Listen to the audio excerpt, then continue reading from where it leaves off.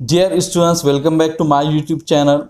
और आज के इस वीडियो में हम अपने टेक्स्ट बुक का वर्ड प्ले पढ़ेंगे जो आपके टेक्स्ट बुक के पेज नंबर 73 पर मौजूद है।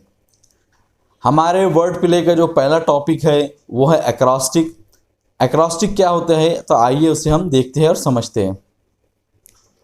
An acrostic is a poem or other format of writing in which the first letter or syllable or word of each line spells out a word or message. Acrostic क्या होता है, तो यहाँ पे हमको बताया जा रहा है कि एक्रोस्टिक क्या एक नज़्म होती है, यानी एक नज़्म की शक्ल होती है, और अदर फॉर्मेट ऑफ राइटिंग या और किसी अंदाज का अंदाज तहरीर होता है, या राइटिंग की या तहरीर की कोई और दूसरी शक्ल हो सकती है। यानी या तो एक्रोस्टिक नज़्म की शक्ल में आपको दिखाई देगा या किसी और शक्ल में भी आपको एक्रोस्टिक मिल सकता है। इन विच द फर्स्ट लेटर और सिलेबल और वर्ड ऑफ ईच लाइन, जिसमें के हर लाइन के, यानी एक्रोस्टिक में जितनी लाइन होंगी तो उसमें की हर लाइन का पहला लेटर या सिलेबल या वर्ड एक वर्ड को बताता है, एक वर्ड को स्पेल आउट करता है, एक लफ्ज़ एक वर्ड को बोलता है, जिस और एक मैसेज भी देता है। The most common and simple form of an acrostic poem is where the first letter of each line spell out the word or phrase.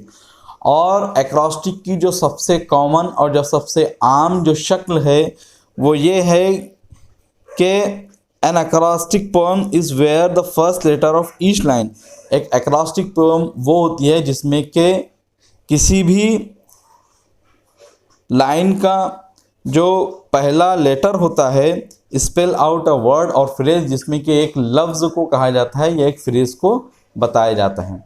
यानी ये सबसे आम शक्ल होती है कि जिसमें एक्रोस्टिक की हर लाइन का जो पहला लफ्ज़ होता है तो वो एक वर्ड को कहता है या एक फ्रेज को कहता है, जिसमें एक मैसेज हमको दिया जाता है। अब हम इसको एक्रोस्टिक को एक मिसाल के ज़रिए समझने की कोशिश करते हैं।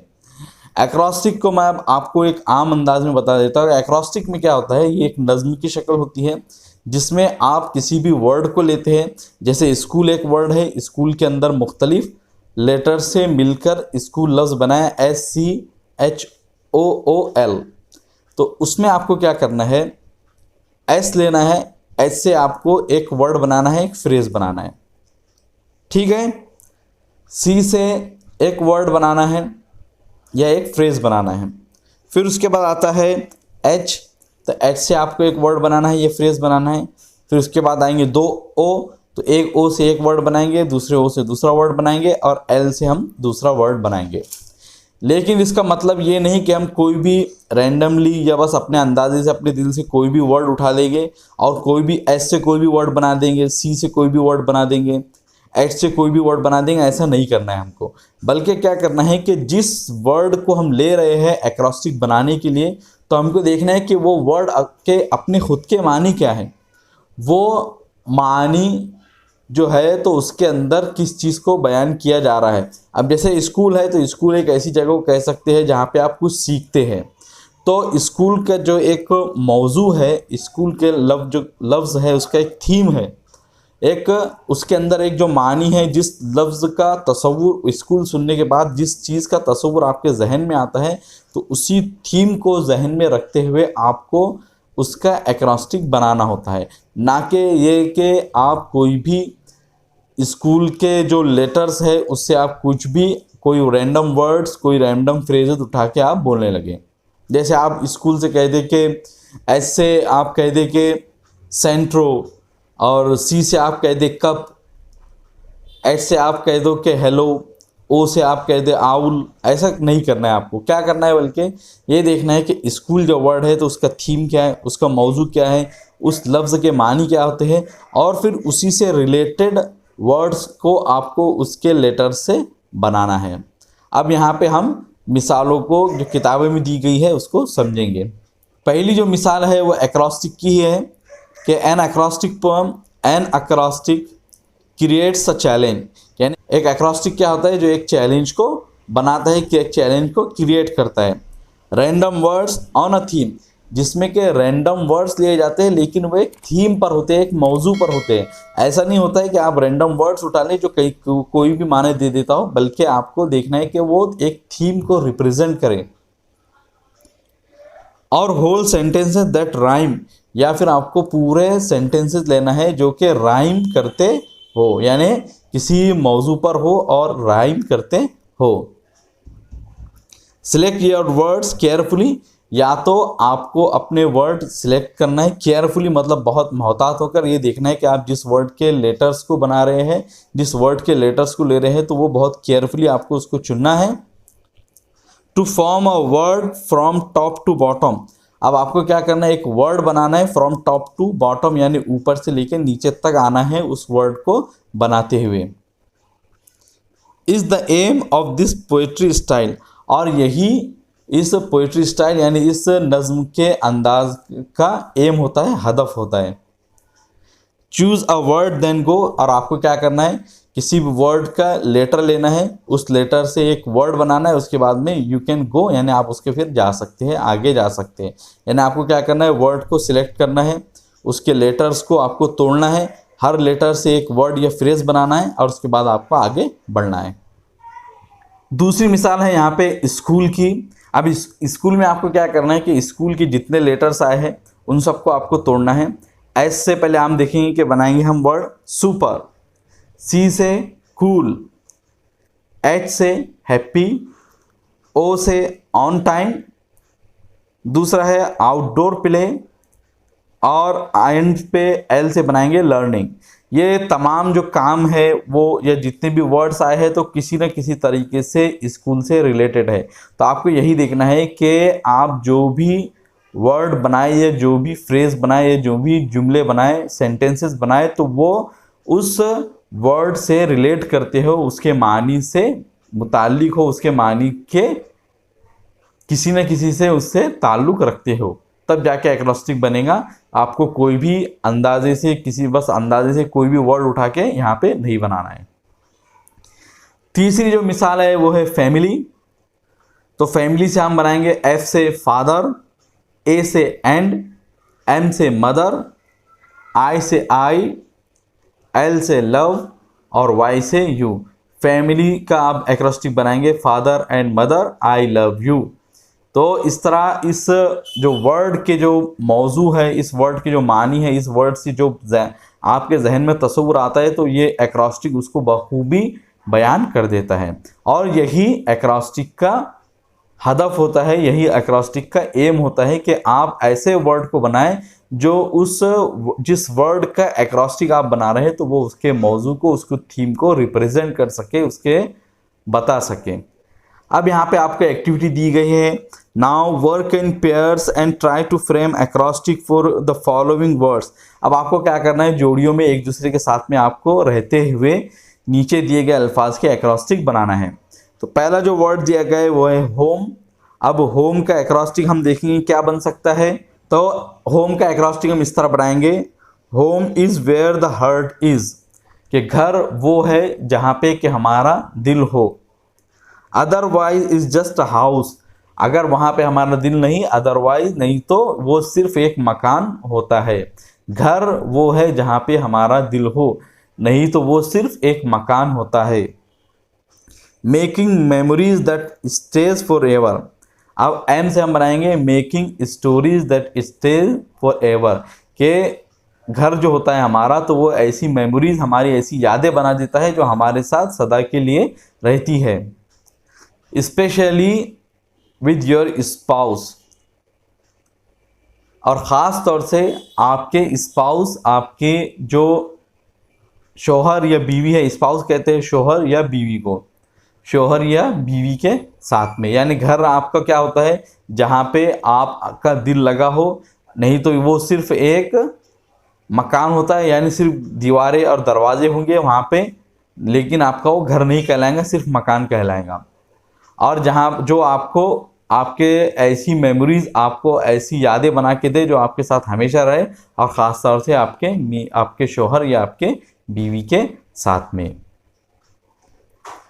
दूसरा जो एक्रोस्टिक बनाना है वो है मदर का, मदर वर्ड से।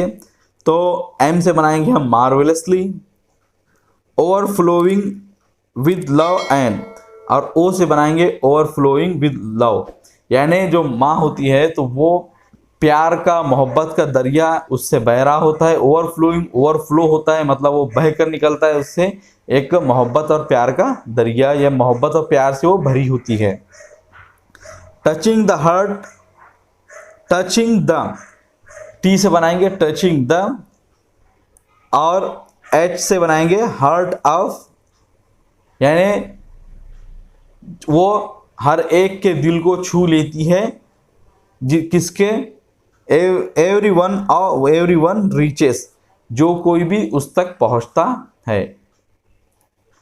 E से एवरीवन और R से रीचेस, यानी जो भी उस तक पहुंचता है, यानी माँ का ये रुतबा होता है कि जो भी उस तक पहुंचता है तो वो उसको, उसके दिल को छू लेती है। तो मदर का एक्रोस्टिक बनाएंगे हम marvellously, overflowing with love and touching the hearts of everyone reaches, कि जिस मार्वेलसली बहुत ही ऊंचे अंदाज में वो प्यार का दरिया बहाती है, प्यार से भरी होती है और हर उसके दिल को छू लेती है जो उस तक पहुंचता है। और आखिरी में जो हमको एक्रोस्टिक बनाना है वो है टीचर वर्ड का। अब हम उसको बनाएंगे, T से बनाएंगे थॉटफुल, यानी वो सोच व फिक्र वाले हैं। E से बनाएंगे एनर्जेटिक, यानी कुव्वत और ताकत से भरे होते हैं। अमेजिंग, यानी बहुत ही अमेजिंग है। C से बनाएंगे केयरफुल, यानी वो बहुत ही केयर करने वाले हैं, ख्याल रखने वाले हैं। H से बनाएंगे हेल्पफुल, यानी हमारी मदद करते हैं, चाहे वो पढ़ना लिखना हो या चाहे किसी और चीज़ में हम मदद की ज़रूरत हो तो टीचर हमारी मदद करते हैं। इनकरेजिंग, E से बनाएंगे इनकरेजिंग, मतलब हमारी हिम्मत और हौसले को बढ़ाते हैं। और R से बनाएंगे रिस्पॉन्सिबल, यानी बहुत जिम्मेदार होते हैं, अपनी जिम्मेदारियों को बखूबी अंजाम देते हैं, जो भी उन पर जिम्मेदारी आयद की जाती है तो वो उसको बहुत अच्छी तरीके से निभाते हैं। तो यहाँ पे हमने समझा कि एक्रोस्टिक किसे कहते हैं।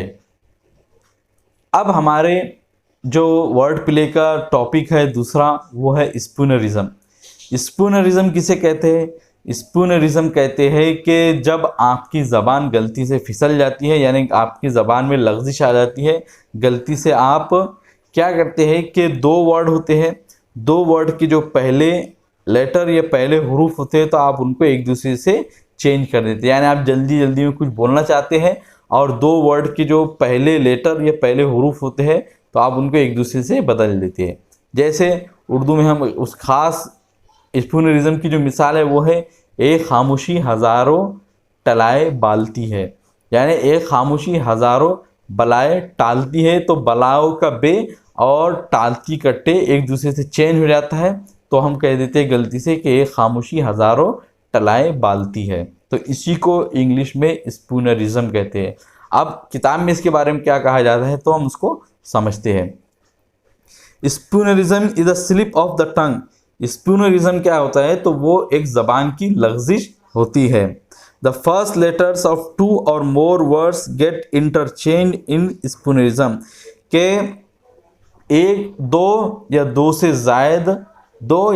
ज़ायद लफ्ज़ों के पहले लेटर एक दूसरे से इंटरचेंज हो जाते हैं, एक दूसरे से तब्दील हो जाते हैं। फॉर एग्जाम्पल, अब यहाँ पे एग्जाम्पल दी जा रही है कि फर्स्ट है go and shake a tower, कि जाओ और जाके एक टावर को हिलाओ, go and shake a tower. लेकिन यहाँ पे जो कहने वाला है वो क्या कहना चाह रहा है, go and take a shower, कि जाओ और जाके नहाओ। तो टेक और शावर के जो पहले जो दो लेटर है या दो साउंड है वो एक दूसरे से चेंज हो गए। तो टी को श से चेंज कर दिया हमने और श को टी से चेंज कर दिए, तो यहाँ पे ये स्पूनरिज्म हो गया। सेकंड है I must mend the sail, जो एक्चुअल में क्या होना चाहिए था, I must send the mail. तो मेल का एम और सेंड का एस एक दूसरे के साथ में चेंज हो गया, इंटरचेंज हो गया। और थर्ड जो एग्जांपल है वो है you have very mad manners. तो यहाँ पे एक्चुअल में जो जुमला होना चाहिए था वो है you have very bad manners. तो मैनर्स का एम और बैड का बी एक दूसरे के साथ में इंटरचेंज हो गया और इसी को हम स्पूनरिज्म कहते हैं। यानी स्पूनरिज्म क्या है कि जब दो या दो से ज़ायद वर्ड्स के पहले लेटर्स एक दूसरे के साथ में इंटरचेंज या एक दूसरे के साथ में बदल जाए तो हम उसे स्पूनरिज्म कहते हैं। अब एक्टिविटी आपको दी जा रही है यहाँ पे, now try to make up spoonerism of the following, कि आपको नीचे जो दिए गए जुमले हैं तो उसी से आपको स्पूनरिज्म बनाना है। पहला है you missed my history lecture, कि तुमने मेरे हिस्ट्री के लेक्चर को मिस कर दिया। अब हम इसके स्पूनरिज्म कैसे बना सकते हैं, तो आप या तो ये कैसे कि यू लिस्ड माई मिस्ट्री लेक्चर, ये हो सकता है। तो आप मिस्ड, हिस्ट्री और लेक्चर के पहले हरूफ को एक दूसरे से चेंज कर दीजिए तो ये हो जाएगा स्पूनरिज्म। सेकंड है क्रशिंग ब्लो, तो सी को हम बी से और बी को सी से चेंज कर देंगे तो हो जाएगा ब्रशी क्लो।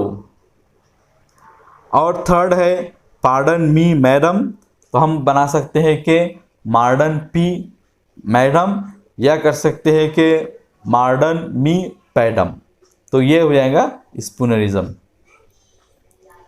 अब एक और एक्टिविटी दी जा रही है कि now correct the following sentences. अब नीचे जो दिए गए सेंटेंसेस है तो आपको उसको दुरुस्त करना है।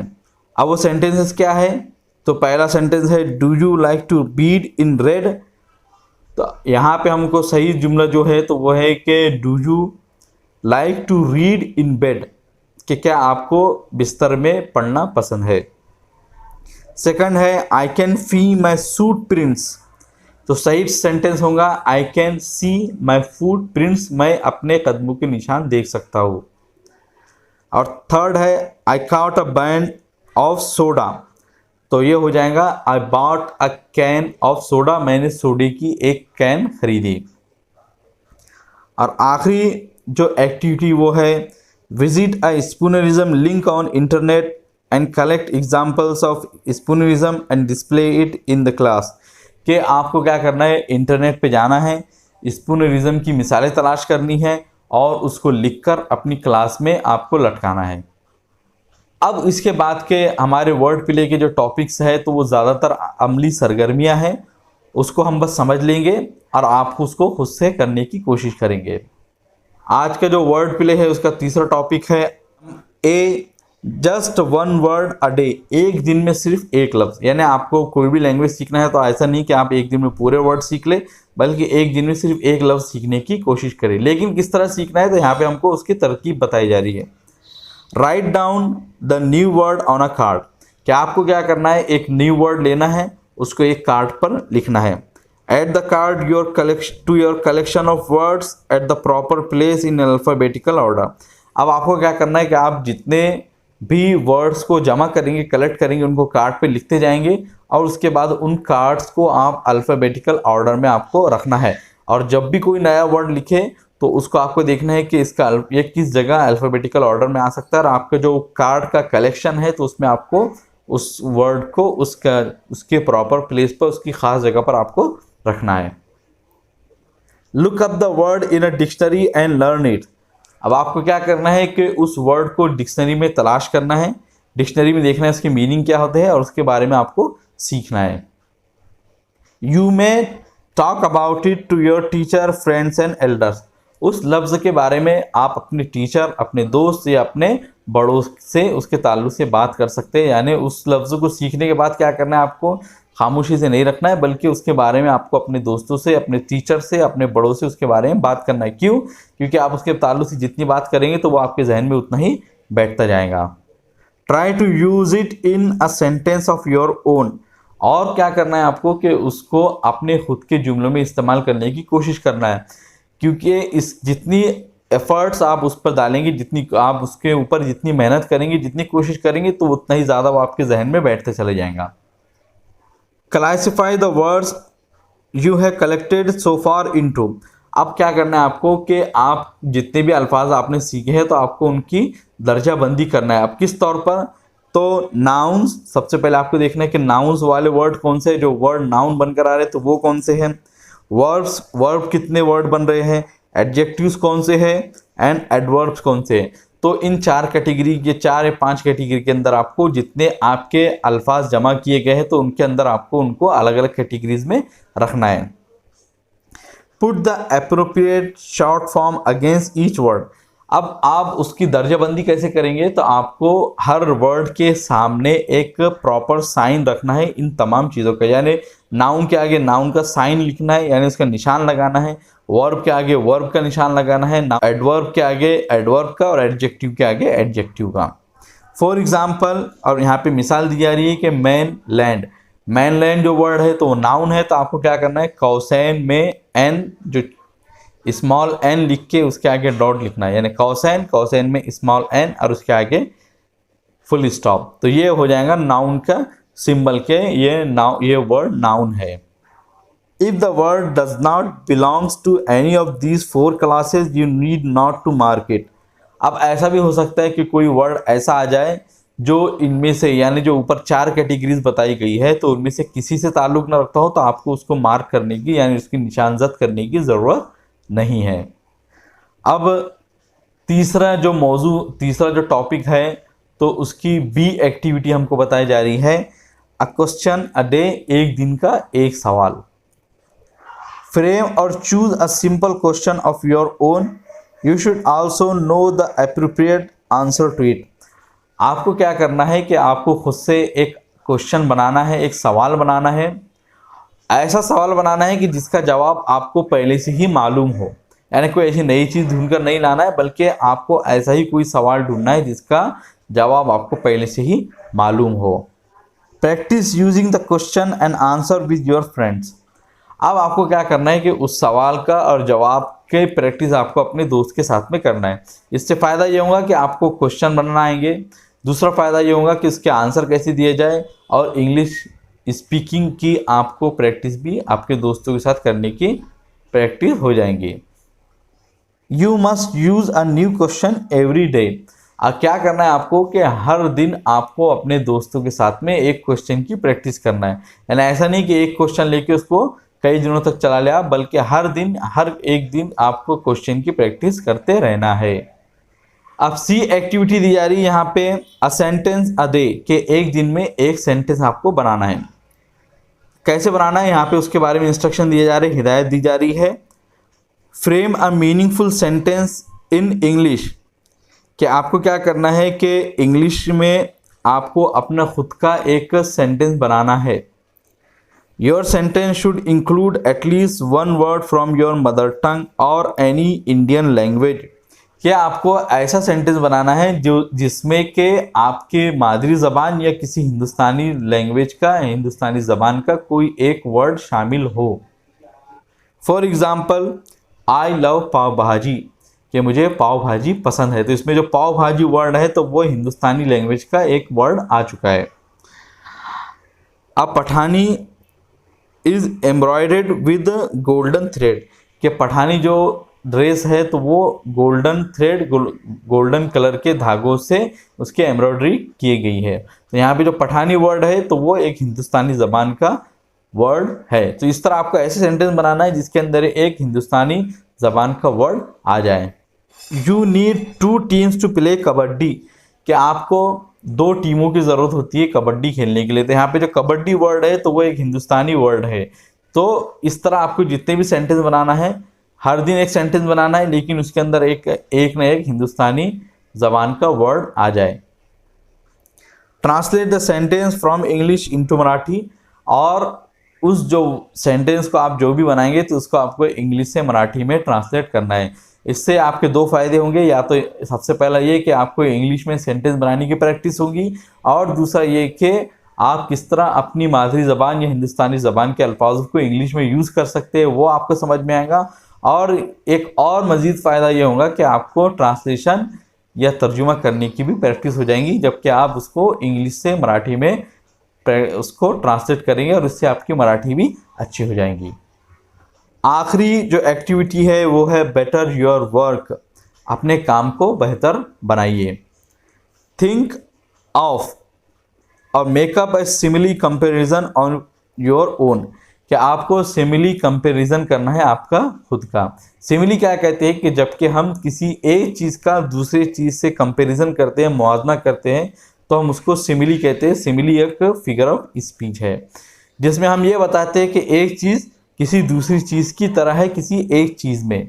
जैसे हम कहें कि ये बिल्कुल बर्फ़ की तरह ठंडा है, तो हम इसमें ये बता रहे हैं कि एक चीज़ दूसरी चीज़ की तरह है किस चीज़ में, ठंडक में।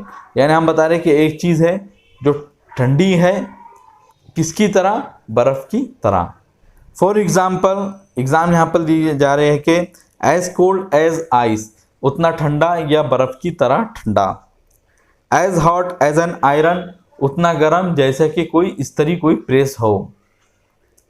एज सॉफ्ट एज सिल्क, उतना नरम जितना के रेशम, यानी रेशम की तरह नरम। अब यहाँ पे बताई जा रही कि एक चीज़ नरम है किसकी तरह, रेशम की तरह। यानी रेशम और एक चीज़ के अंदर क्या सिमिलरिटी है, क्या कॉमन चीज़ है, वो है सॉफ्टनेस या नरमी।